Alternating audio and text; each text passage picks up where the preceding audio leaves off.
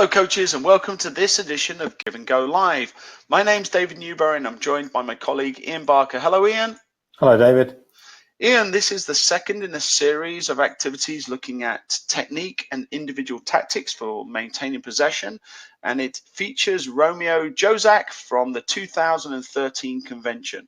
We'll follow a pattern that includes looking at the illustrations by quick tactics, then a convention video, and then finally looking at the same activity using global coach animation.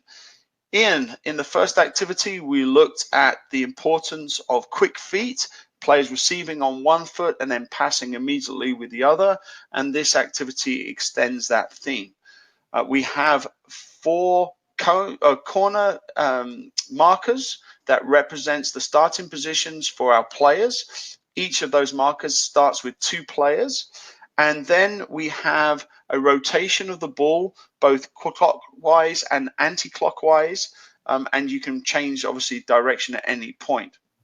And the idea is the player that starts on possession with the possession of the ball passes in towards a middle gate, and the player in the opposite corner will check into the ball, receive it with their right foot in this case, because they're going to open up to now play back in the way that in the direction that they came from. So in this example, the player comes in, checks, receives the ball, and then passes back to the player in the same corner from which they came. That ball is then moved on, and as the ball is passed in, the player checks in from the other corner. Ian. Yeah, so thank you, David. One of the nice things that you've managed to capture here is this player has received the ball on the inside cone. This player is moving, and it looks like they're going to arrive at the inside cone. And that's just something, as you see the video from Romeo, you'll see that he asked the players to make a distinct run to one or the other cone, making them get slightly turned to where they want to go. So in the case of this player here, by the time they've got here, they've given themselves some space to play into to then make the 180-degree switch of play.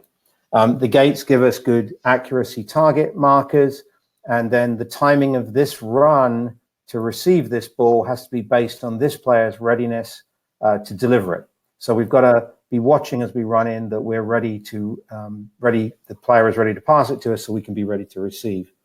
I will just quickly add that this is a technical training presented by a professional coach from Dynamo Zagreb and the Croatian National Football Federation, and is now a pro coach in Kuwait.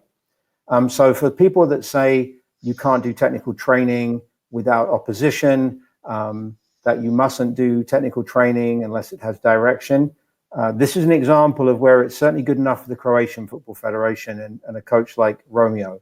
So if it is done well with precision, and the players realize that it's 10 to 15 minutes of training before they get into game-like activity, this is the type of training that will refine a player's pure technique. And I think it's worth mentioning here, Ian, that the intensity of the activity is a big factor of why this becomes much more an advanced technical training session. It's not players just slowly passing the ball back and forth.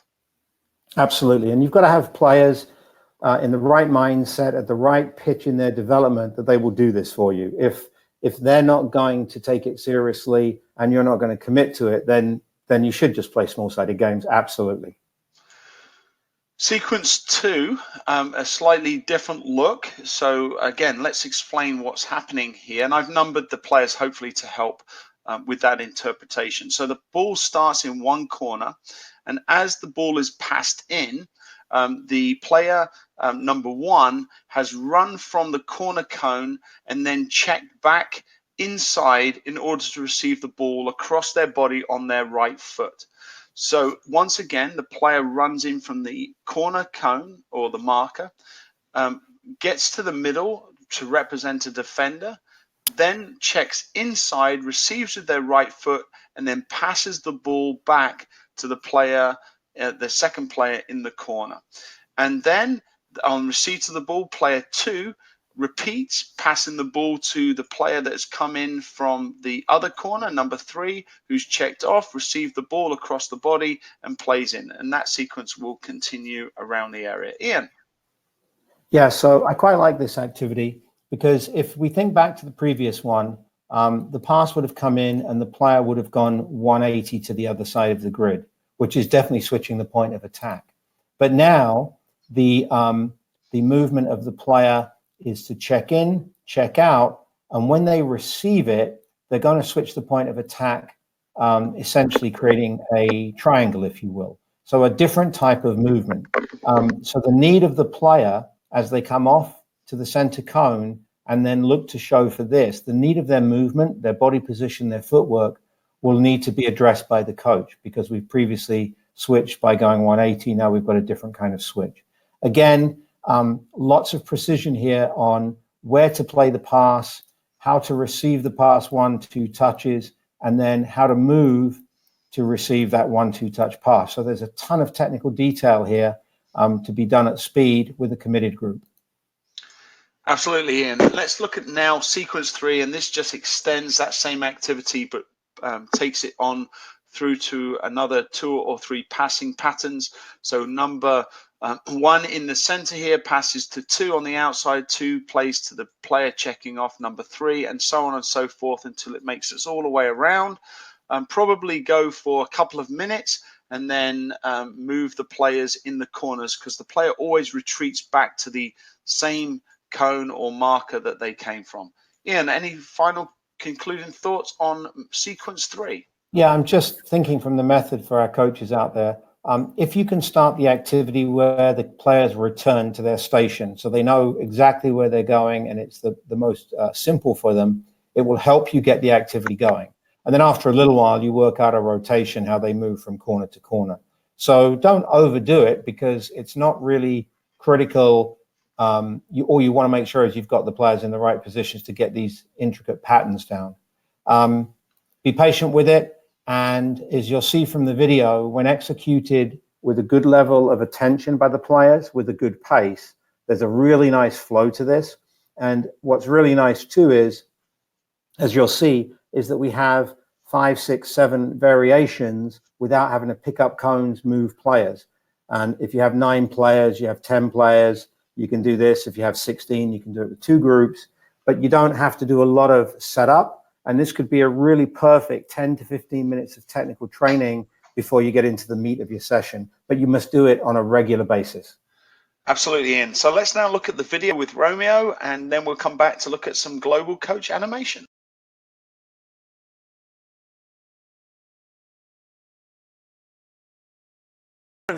When we control the ball, we want him to control the ball with turn. There is one principle of ball possession.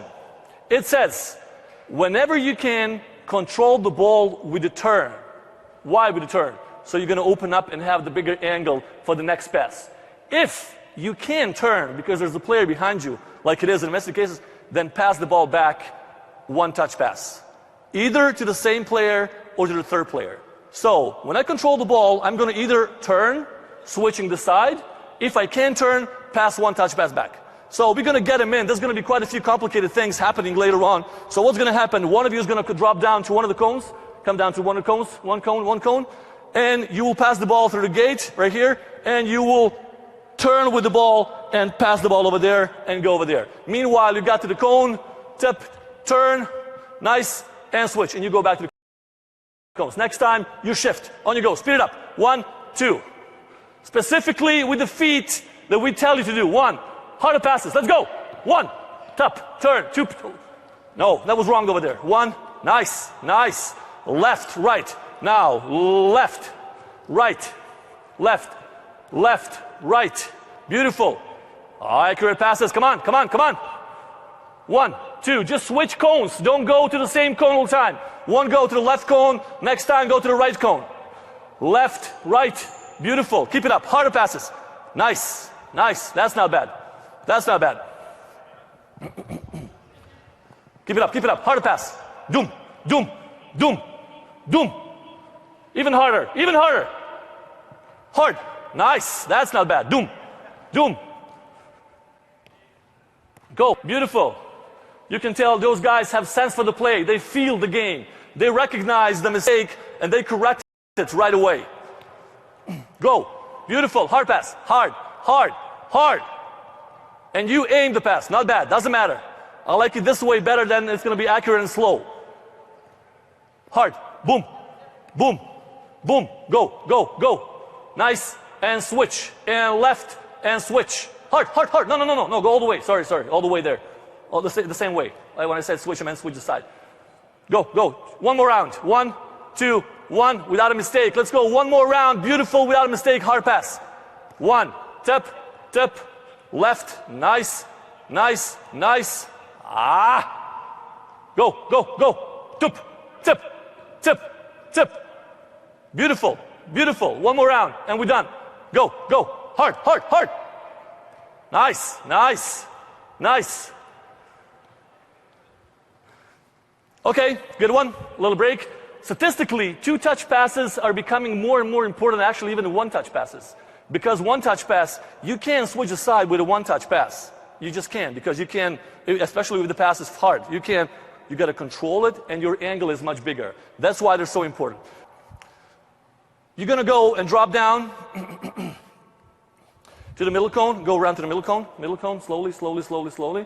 And then you're going to turn back and run back to your own cone, and you got to hit him right here in the right foot, control it, left foot pass, back to your player, and go back. Meanwhile, you got over there the cone, sprint, and go back, right foot pass, tip, and switch, and go. Beautiful. There can't be any delay. Make sure you read the game ahead of time. Beautiful, nice. Too slow ball. The ball is too slow. Harder pass. On you go. 1. There you go, there you go, there you go. 1, 2, hard pass, tip. Those demands are specifically defined, and we want him to control. Come on, come on, come on, come on. Better, better. Right. Beautiful. Left and right and harder. Let me see those passes hard now. Hard. Get all the way to the blue cone. All the way to the blue cone. All the way to the blue cone. Oh, come on, come on, come on. Now it's becoming more dynamic and functional, and we want those passes nice and crisp and hard. Okay, now let me see 1-touch passes. The same thing, 1-touch. So let's go. 1, boom. 1, boom. 1, harder. On you go. Right foot. Nice, laid off. Nicely. Laid off nicely. Laid off. Hard now. Nice. And laid off nicely. Tip. And hard. Doom. And hard. And nice. And hard.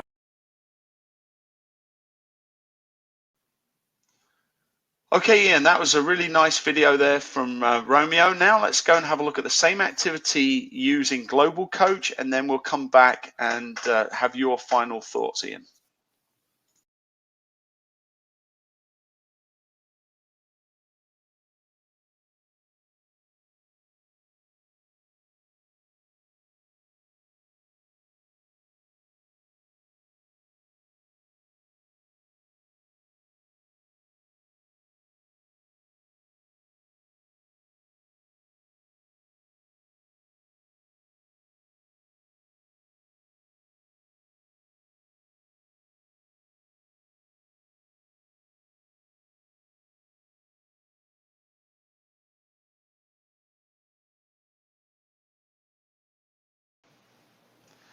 So Ian, let me pull back to one of the previous slides and then your final thoughts and comments. Yeah, so again, you and I are hopefully putting up the 2D image and narrating and annotating through. And then I think the video certainly brings everything to life.